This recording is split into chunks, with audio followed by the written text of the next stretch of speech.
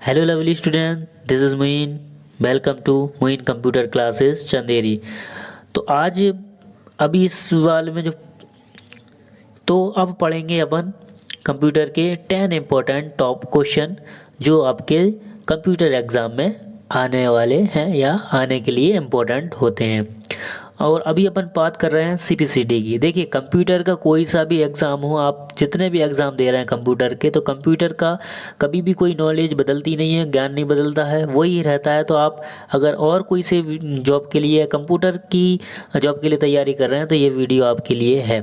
ठीक है, चलिए स्टार्ट करते हैं। पहला क्वेश्चन कौन सा है कि पावर पॉइंट में हेडर और फुटर बटन इंसर्ट टैब के किस ग्रुप में होता है। तो आपको ये बताना है कि पावर पॉइंट के अंदर हेडर और फुटर जो होता है बटन इंसर्ट टैब के अंदर होता है, तो किस ग्रुप में होता है। उसमें बहुत सारे ग्रुप होते हैं ना, जैसे कि क्लिप बोर्ड होता है, इंसर्ट के लिए आता है। फिर उसके बाद आप अलग अलग करेंगे तो एडिटिंग आ जाएगा, एडिटिंग के बाद आप करेंगे तो फॉर्मूला आ जाएगा एक्सेल में। तो ऐसे पावर पॉइंट में भी बहुत सारे टैब होते हैं। तो ऐसे इंसर्ट टैब के अंदर कौन से ग्रुप में होता है ये आपको बताना है। ऑप्शन इज पहला है illustration group, object group, text group, table group. अब टेबल ग्रुप में टेबल रहेंगी, टेक्स्ट में टेक्स्ट रहेगा, ऑब्जेक्ट में अलग चीज़ें आएंगी, और इलस्ट्रेशन में आपके फ़ॉन्ट बढ़ाना है, फ़ॉन्ट को कम करना है, ये सब आपका होता है। ठीक है, तो यह पर फुटर होता है किस ग्रुप में होता है, तो आंसर इज ऑप्शन सी। तो टेक्स्ट ग्रुप के अंदर आपको क्या मिलेगा, ये हेडर फुटर का ऑप्शन मिलता है पावर पॉइंट में। नेक्स्ट क्वेश्चन इज स्लाइड प्रस्तुति की एक प्रारूपी स्लाइड में क्या नहीं होता है। मतलब कि जब आप स्लाइड करते हैं तो क्या नहीं होता है। ऑप्शन इज फोटो इमेज नहीं होता है, ग्राफ नहीं होता है, क्लिप आर्ट नहीं होता है, और सामग्री टेम्पलेट नहीं होता है। तो आंसर इज ऑप्शन डी, सामग्री टेम्पलेट नहीं होता। देखना, आपने जैसे देखा होगा कि पावर पॉइंट के अंदर इमेज भी लग जाती है, आप ग्राफ भी लगा सकते हो, आप क्लिप आर्ट भी लगा सकते हो, पर जो सामग्री जो टेम्पलेट है, टेम्पलेट के अंदर जो सामग्री आई है आप उसको यूज़ नहीं कर सकते, वो तो जहाँ की जैसी है वैसी ही रहती है। ओके, तो चलिए अगले क्वेश्चन पे चलते हैं। नेक्स्ट क्वेश्चन है कि पेस्ट स्पेशल विकल्प को खोजने हेतु क्लिप बोर्ड पर मौजूद पावर पॉइंट के टैब खालिस्तान टैब का प्रयोग किया जाता है। किस टैब का प्रयोग किया जाता है ये आपको बताना है। ऑप्शन इज डिज़ाइन का, पेज लेआउट का, होम का, या फिर इंसर्ट का। तो आपका आंसर यहाँ पर हो जाएगा ऑप्शन सी, होम मेन्यू को यहाँ पर यूज़ किया जाएगा, क्योंकि जो क्लिप बोर्ड होता है वो आपके होम मेन्यू के अंदर आता है। ठीक है, होम भी आता है, पेज लेआउट अलग होता है। ठीक है, टैब का किसने पूछा था ना, पेज स्पेशल का, तो किसके अंदर होता है, सभी होम के अंदर होता है। ये आपको थोड़ा सा अच्छे से आराम से पढ़ के समझ में आएगा। नेक्स्ट क्वेश्चन इज जब किसी डॉक्यूमेंट में टेक्स्ट भरते हैं तब इंटर की को हमेशा निम्न में से किसके बाद बनाया जाता है। ये आपको मतलब किसके बाद दबाया जाता है ये आपको बताना है। तो ऑप्शन इज लाइन, वाक्य, पैराग्राफ, शब्द। मतलब यहाँ पर हो गया लाइन, वाक्य मतलब सेंटेंस, पैराग्राफ या फिर वर्ड, किसके द्वारा दबाया जाता है। तो आपका आंसर हो जाएगा आंसर सी, पैराग्राफ के द्वारा, मतलब पैराग्राफ के बाद इसको दबाया जाता है।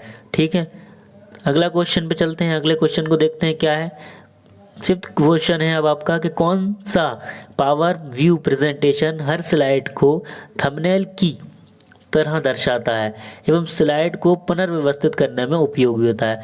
मतलब जब आप प्रेजेंटेशन व्यू कर रहे हैं तो वो थंबनेल जो यहाँ पर साइड में लगे होते हैं, चलते रहते हैं, यहाँ पर साइड में यहाँ पर आपकी प्रेजेंटेशन रहती है, तो उसको बोल रहा है कि उसको दर्शाते हैं एवं स्लाइड पुनर्व्यवस्थित करने की उपयोगी करते हैं। तो कौन क्या करना पड़ता है। ऑप्शन है क्या कहा जाता है उसको, तो स्लाइड शॉर्टर कहा जाता है, या फिर option B slide show, slide master, या फिर नोट्स पेज कहा जाता है। तो आपका आंसर हो जाएगा यहाँ पर आंसर ए, स्लाइड शॉर्टर उसको कहा है।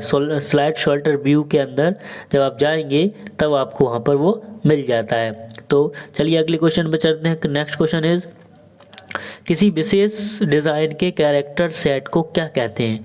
किसी विशेष डिज़ाइन के कैरेक्टर सेट को क्या कहते हैं। Option is preface, information, calligraph, stencil.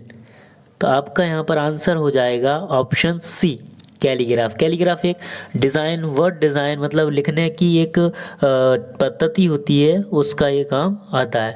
ठीक है, चलिए नेक्स्ट क्वेश्चन इज कंप्यूटर में कौन सा हिस्सा गणना की तुलना में कार्य करता है, ये आपको यहाँ पर बताना है। तो option is ALU, option B control unit, option C disk unit, option D modem. किसका यूज़ किया जाता होगा? Answer is option A ALU, arithmetic logical unit का यहाँ पर यूज़ किया जाता है। नेक्स्ट क्वेश्चन इज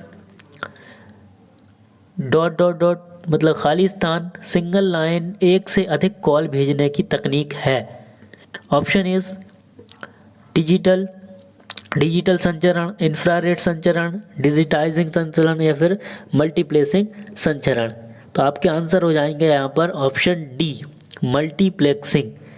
ठीक, सिंगल लाइन जो होती है वो मल्टीप्लेक्सिंग फेंक सकती है। डिजिटल संचरण मतलब डिजिटल में होगा, इंफ्रारेड संचरण इसमें किरणों में होगा, डिजिटाइजिंग संचरण मतलब कि एनालॉग सिग्नलों को डिजिटल में कन्वर्ट करके ये काम करेगा, फिर डिजिटल सिग्नलों को डिजिटल में लेगा, फिर एनालॉग में देगा, ये काम करता है। तो इसमें आंसर क्या हो जाएगा? मल्टीप्लेक्सिंग कंप्यूटर मतलब मल्टीप्लेक्सिंग तकनीक का यूज़ किया जाता है। चलिए अगला क्वेश्चन पढ़ते हैं। 9 नंबर का क्वेश्चन है कि निम्न में से एक URL में होनी ही चाहिए, क्या होना चाहिए एक URL में? तो ऑप्शन क्या रहेंगे यहाँ पर? ऑप्शन है एक प्रोटोकॉल पहचानकर्ता अक्षर, एक विशिष्ट पंजीकृत डोमेन का नाम www. और विशिष्ट पंजीकृत डोमेन का नाम। क्या URL के अंदर होना ज़रूरी है? ऑप्शन आंसर इज आपका डी। आंसर क्या है? डी, ये होना आपके में ज़रूरी है www.